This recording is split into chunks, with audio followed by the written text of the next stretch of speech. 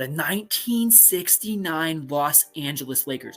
That's one of the greatest teams of all time, in my humble opinion. I mean, if you're just looking on paper, but without the context of the fact, that they were annihilating teams in the playoffs, that they made the finals, etc., etc. Wilt Chamberlain, Jerry West, and Elgin Baylor, which granted, Elgin Baylor was past his prime to some extent at that point, and injuries definitely took a toll. So it's way more Wilt and Jerry, who were both arguably still in their prime. I mean, I would argue that Wilt's prime was more 67 to 69 more so than it was the early years, but you can debate the context and value of numbers, because I understand that Wilt, averaged like 50 and 25, scored 100. I get that, right? But I just think that in terms of impact on a team, Wilt was in his prime. Jerry West he was an animal. He was outstanding. We'll get into that. But then Elgin Baylor alongside that, the perfect glue guy, could kind of do everything. He could score, he could rebound, he could pass. He just gelled really well into that team. But then you had other pieces on that team that just complemented those three so well. And I know they didn't have Bill Sharman yet, so we can't expect them to be the system that the 1972 Lakers were. Absolutely not. But the star power and the impact that team had, they were so good. This was a team that the 1969 Boston Celtics were not supposed to beat.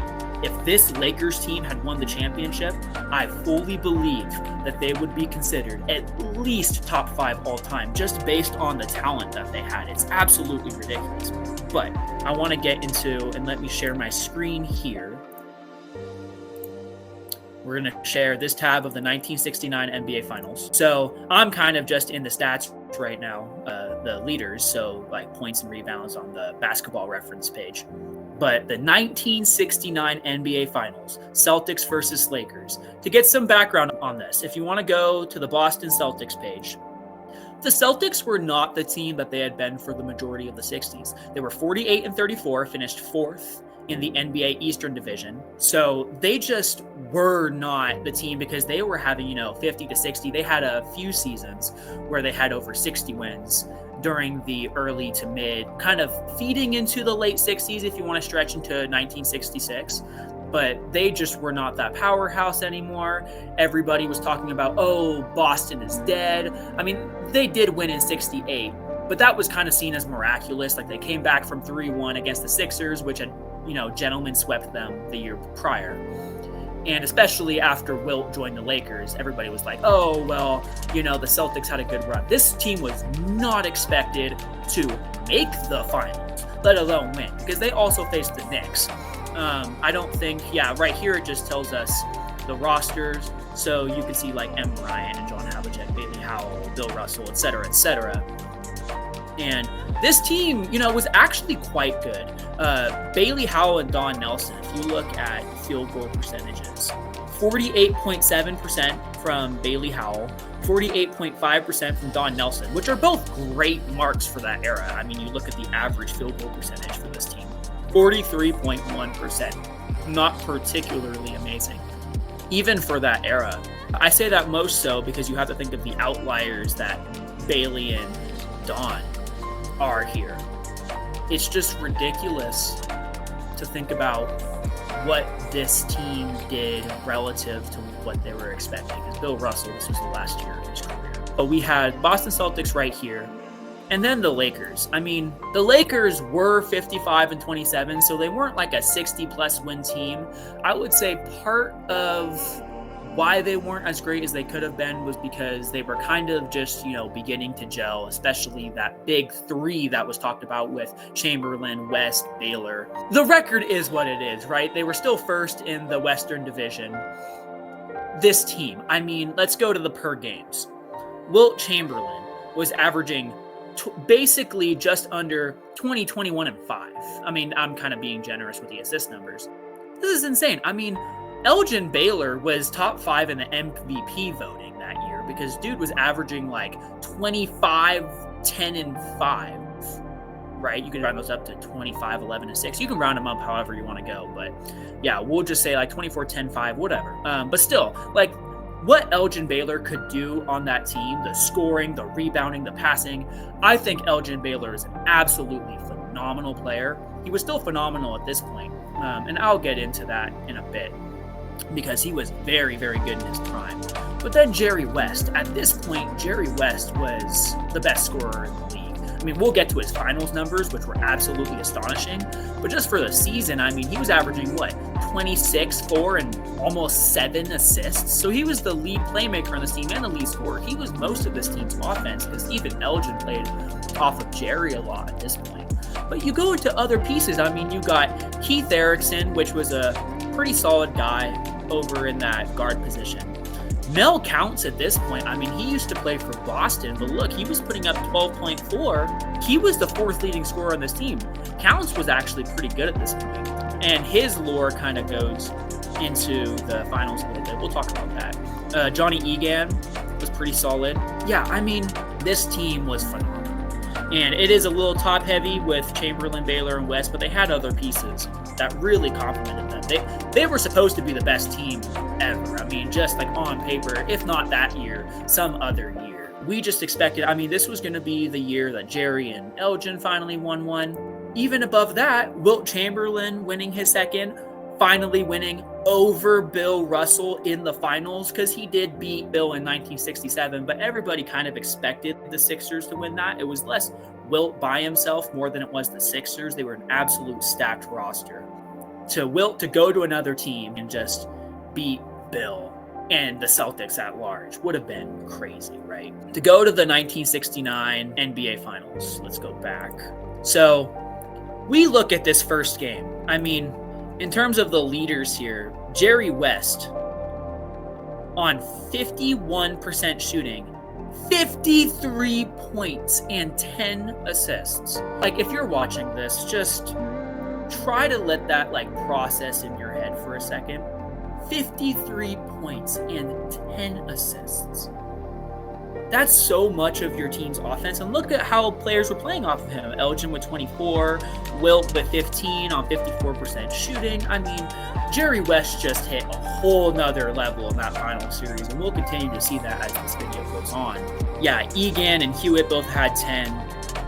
I mean, come on. Jerry was just, I still to this day am not sure that any player has ever played to a level that Jerry West did in these NBA Finals. It just seemed like at this point, the Lakers did win by 2. That was a precursor. Jerry West needed to drop 53 and 10 just to beat the Celtics by 2. The Celtics were still a threat. We had right here, John Havlicek, 53% shooting, 37 points, 12 rebounds, 4 assists. Bill Russell, 16, 27, and 5. Dude was amazing. Sam Jones with 21. Sam Jones was a generational jump shooter. M. Bryant himself was 17. M was usually coming off the bench for Larry Siegfried. So, the fact that Larry Siegfried was playing 16 minutes, M. Bryant was coming out for 39, they needed somebody to even try to guard Jerry West. And M. Bryant was kind of like their Casey Jones apparent a little bit. A super underrated player. We'll get into him in a minute. This team played really well, and Jerry just an absolute monster, right? So that's game 1. And we go into game 2. At this point, this game specifically, the Lakers still won, but John Havlicek's putting up 43, 12, and 6 on 55% shooting. Bill Russell with almost a triple-double. Look at this. 9 points, 21 rebounds, 13 assists. People sleep on how great of a playmaker Bill Russell was. They kind of look at, Casey Jones, and even before that, Bob Cousy especially, because Bob Cousy is one of, in my opinion, the top 2 playmakers to ever play this game if you just watch the film. The eye test is insane. When you look at Bob Cousy, it's easy to kind of shove Bill Russell under the rug as a playmaker. Bill Russell was kind of playing up in that high post, and he was playing playmaker through there. So he would play like that. He would find cutters and whatnot and outside shooters. But then he would get offensive boards, and he would also pass from there. Earlier on in his career, it'd be Tommy Heinsohn, but it'd move into Sam Jones especially, but Hondo and Don Nelson and whatnot. So Bill Russell was an exceptional playmaker, Not to even mention his outlet passing off of the rebound, which was essential to the Celtics' patented fast break. He was just an amazing offensive player, like just as that guy that can initiate things, and people just sleep on it because Bill Russell's defense, it goes without being said, right? But come on. This dude was just outstanding as a piece in this offense. He had 57% shooting in this game too, which was something that he didn't always have to do, but when he did it, it was just amazing. Jerry West, 41 points, 8 assists. He's still doing it. Elgin Baylor had 32 points, 10 rebounds, 5 assists, 73% shooting. My God, this dude was awesome. Wilt Chamberlain only had 4 points. That's kind of on 16% shooting. That's the most Wilt Chamberlain in a key game performance ever. That's biased, but I take it to my grave. So Lakers still up 2-0 though, which that's what matters, right? But look at how the Celtics bounced back. And the Celtics were, they were never dead. They always bounce back. And that's something I'm huge on when it comes to the Boston Celtics. And I'll do more videos where I talk specifically about maybe I'll even do a video at some point of going through every single one of the 11 championships, just going through the finals pages, not even giving context of the players, just going like this finals, trying to give some context on each story. This game, the pace was faster in this era, so you're going to find a lot of people with a lot of points, a lot of rebounds, where really your stats relative to your team's totals and the wins are really what matters, and those are the things that can translate and even transcend eras where pure numbers, it's largely, pace and minutes played. But I digress. John Havlicek, Hondo over here, 34, 13, and 7. Bill Russell, again, 11, 18. Not the greatest field goal percentage, but he was putting the clamps. That dude could guard 1 through 5. If you watch the 1969 NBA All-Star game, that dude was guarding everybody. I don't think people understand that he was a 1 through 5 defender. He's known for his blocked shots, but he'd go out from the post, guard the perimeter, guard kind of those shooters that were kind of laying off, because you would get a lot of gravity down low, especially in an era without the three-point line. Bill Russell would go up and defend shooters out top. And that's something that Wilt wouldn't necessarily do. You could argue that Wilt was maybe even the better pure paint presence blocking shots, but Bill Russell was just, in terms of just the total defensive package, the dude just shut down everybody.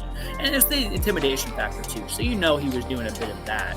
And that's obviously some speculation, but I can say that with pretty good speculative accuracy. Larry Siegfried this game went off to the 28 points and 62% shooting. That's crazy. That's not something you see Larry Siegfried do.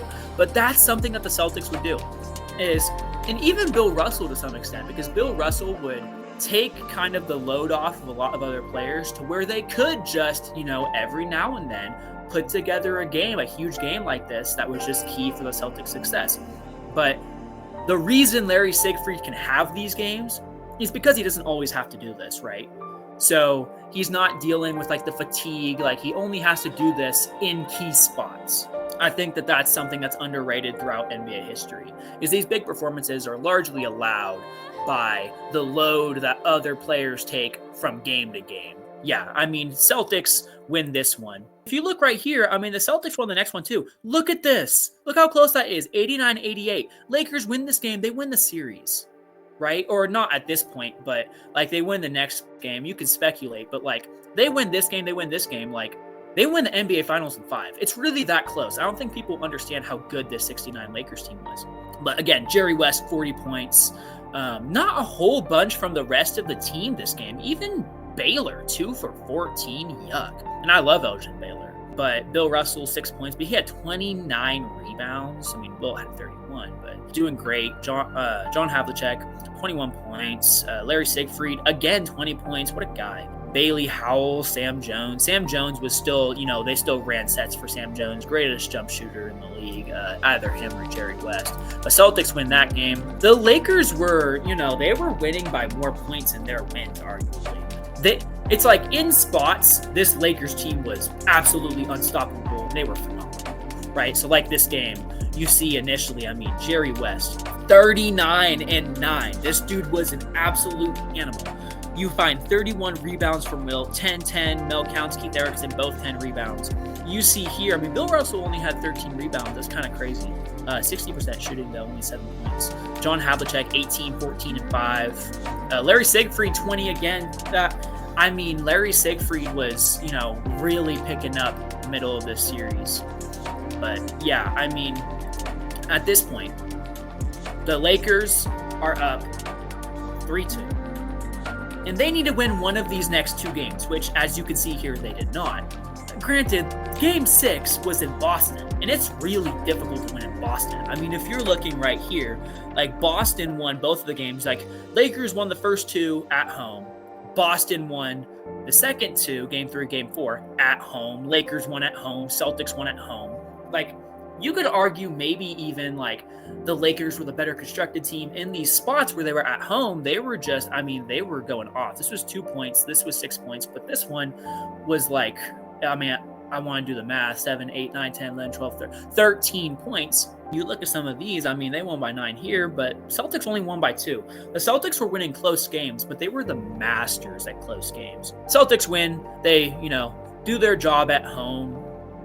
You look 9-19-2, Bill Russell. Kind of like, 25 from Don Nelson, 52% shooting. Don Nelson really peaked at this point. Like, he wasn't like the biggest piece of the Lakers teams when he played there. He was somewhat of a contributor, but the Celtic system just really benefited his game, and he was a huge contributor for this team.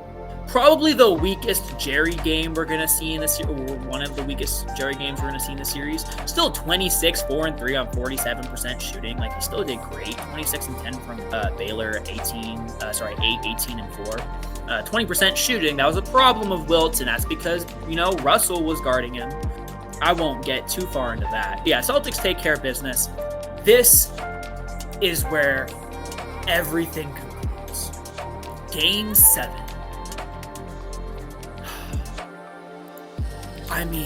Game 7. Let me look up the Lakers owner in 1969. I don't know his name off the top of my head, but Jack Kent Cook. So that's the Lakers owner in 1969. If I'm saying the story correctly, it kind of goes that the Lakers put, a bazillion balloons up in the rafters, right? And the balloons were going to lower because everybody expected LA to win this game, because at this point, every team had won at home and the Lakers had home court advantage. The Celtics could not beat LA at home. They lost over here by 2. The Celtics lost by 2. They lost by 6 over here. When we look at this game, this was kind of a key game in the series. They just couldn't find a way to beat LA at home. And maybe that was because Bill Russell just didn't have the motivation like he did in Game 7, where they had the balloons. After the game, they were going to interview Elgin Baylor, Jerry West, and Wilt Chamberlain in that order. It was going to be huge, especially Elgin. Elgin was the pioneer of the LA Lakers brand and image, and they only succeeded. Mikan was succeeding in Minneapolis, but Baylor was the pioneer of the Los Angeles Lakers. I find it as even a different squad than the Minneapolis Lakers.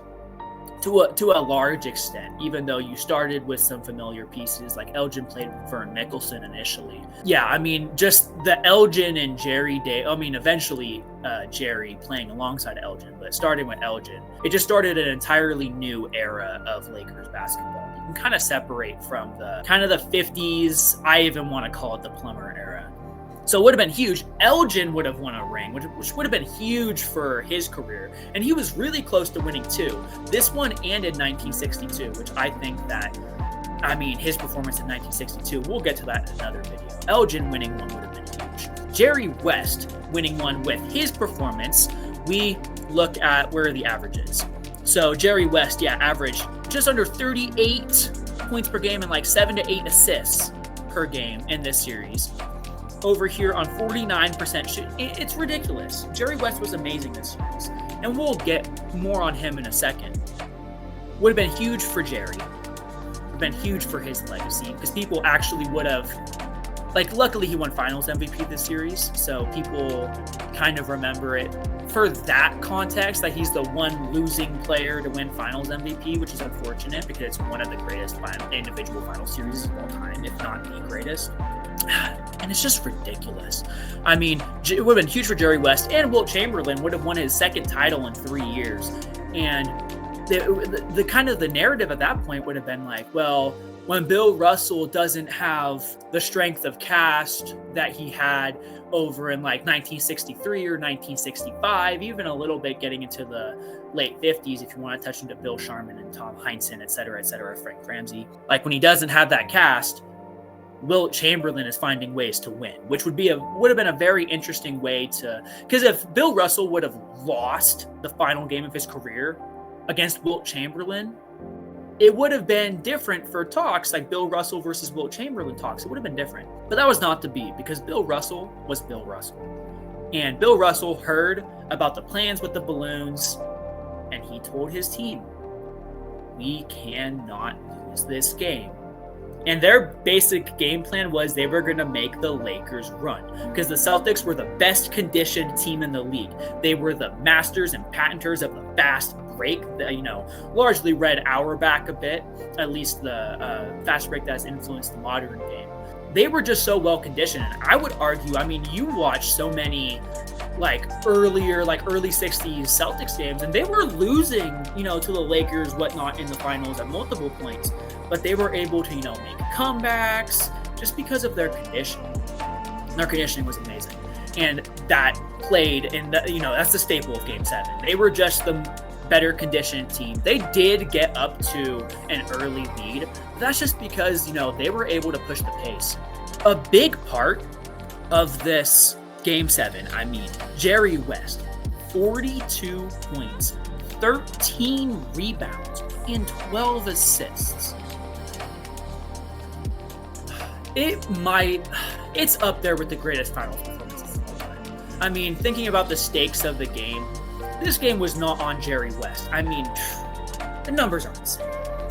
Right? The numbers aren't insane.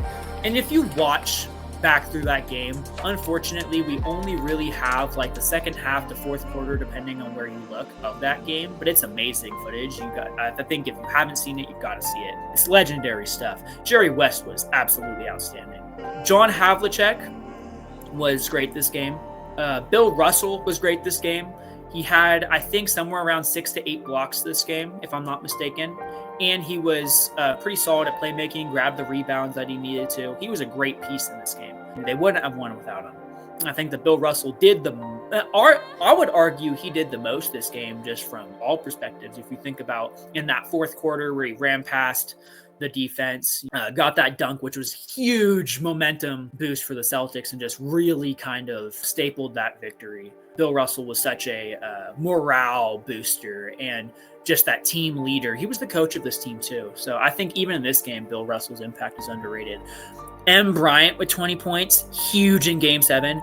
Sam Jones actually fouled out in this game. That's why you only see him playing 32 minutes, but he had 24 points on 62% shooting in those 32 minutes. He was great. I mean, there's a shot, I think it's the second shot attempt of the fourth quarter, where you see him fading back alongside that right baseline, and Wilt Chamberlain's closing out on him, and Sam Jones still buries it. I mean, I would argue he's up there with the greatest jump shooters ever. I mean, in terms of just getting those, those sets ran for you open shots, I mean, not many people can knock him down like Sam Jones. I mean, that's a really short list that you're talking about. I mean, the Jerry West, the Michael Jordans, the Kevin Durants. I mean, that's where Sam Jones is, and I think he needs to be recognized more there. But Elgin Baylor kind of had an inefficient game, still put in 15 rebounds, huge. 18 points, 27 rebounds on insane efficiency from Wilt Chamberlain. But you could argue to some extent, even though Mel Counts came in for Wilt and hit some key shots, you could argue that Wilt, going out of this game, was part of what ultimately lost it for them, because if you watch that fourth quarter, Bill Russell was in foul trouble. Bill Russell had 5 fouls. He was kind of hanging off of Wilt Chamberlain, and Wilt Chamberlain got a couple buckets, because it's just what are you supposed to do? You're supposed to foul Wilt? and then Bill Russell not be in the deciding moments of, the final game of his career? There's just no way. I mean, obviously you have the Don Nelson shot. The shot that kind of and this was fourth quarter, hits on the rim, bounces up 15 feet, and then went in the basket. Insane stuff. That was obviously a key shot, really helped the Celtics because the Lakers were coming back. I mean, this game was only decided by 2 points. It was a huge Boston lead at one point. I mean, look at this fourth quarter, 30-17 in the Lakers' favor. I mean, it's ridiculous. The Celtics being able to win this game, John Havlicek, Bill Russell pushing the pace, Bryant getting key stops, Jones getting key buckets, Don Nelson. I mean, the Celtics magic was there. They were able to perform when the lights were their brightest and the Lakers were. Jerry West was. This dude was a monster, and he deserved every little bit of Finals MVP, even though I tend to think it should be given to the best player on the winning team, so I would have given it to John Havlicek personally. But if any losing player deserved a Finals MVP, it was Jerry West. I mean, this is just ridiculous. Game 7, the dude was an absolute animal. Jerry West did not deserve to lose this Finals. Some other players on this Lakers team did, but Jerry West. And it's just, I think that this game largely encapsulates, maybe more than any other Bill Russell game or Bill Russell series, just why the teams that he led were so special. Larry Siegfried said it himself. They were interviewing players after the game. I mean, everybody has seen the iconic, Jack Twyman interviewing Bill Russell, and he, was at a loss for words because at that point he knew he was going to retire. The public didn't really know that he was retiring. So he was like, I love my guys, a great group of guys, and he was just thanking his team. Everybody knows that Bill Russell won, but they did interview, they interviewed M. Bryant, Don Nelson, but they got to Larry Siegfried, and he says it in a way, I hope I'm not botching this, you can't beat the old master, and the old master is Bill Russell. And I almost see it that way, because the way Bill Russell saw the game, thought the game, and just the ways he was able to lead his teams, the load and the pressure he was able to take off of his teammates that allowed them to succeed. Because you think about players, other than a John Havlicek wore a lot of hats on that team. But M. Bryant didn't have to do a whole bunch. Sam Jones didn't have to do a whole bunch other than find those shots. Don Nelson didn't have to do a whole bunch. Bailey Howell, I mean, they were all playing their roles, and Bill Russell was doing way more for that team than the stats show. Even for this series, especially for this series, because his stats weren't necessarily the greatest at that point, especially in terms of the points department. Assists, they were still great. But I think this series more than any just goes to show it's Bill Russell was not supposed to win this series. The Celtics were not supposed to win this series, but they did against a team that was absolutely stacked. The 1969 Lakers were absolutely phenomenal. And Bill Russell found a way. And I think that, I kind of view Bill Russell as the greatest player of all time. I mean, you think about all the supporting casts that he won with. It's not like he played with Bob Cousy for, 13 seasons out of the 13 years of his career. It's not like he played with John Havlicek every year. It's not like he played with Sam Jones every year, Tom Heinsohn, Bill Sharman. He found a way regardless. And Bill Russell motivated his teammates. He knew they could not lose that game, and they didn't. And that was just the way Bill Russell was. 10-0 in Game 7s. How do you argue with that? He's got 11 chips, and there were so many one-possession games. I mean, he beat everybody. He beat the Oscars, the Jerrys, the Baylors. He, beat Pettit multiple years, even though, Bob Pettit's Hawks did beat the Celtics in the finals once. Granted, Bill Russell was injured, so I digress. But he beat the Wilt Chamberlains. He beat Wilt Chamberlain in 1964, 1968, 1969.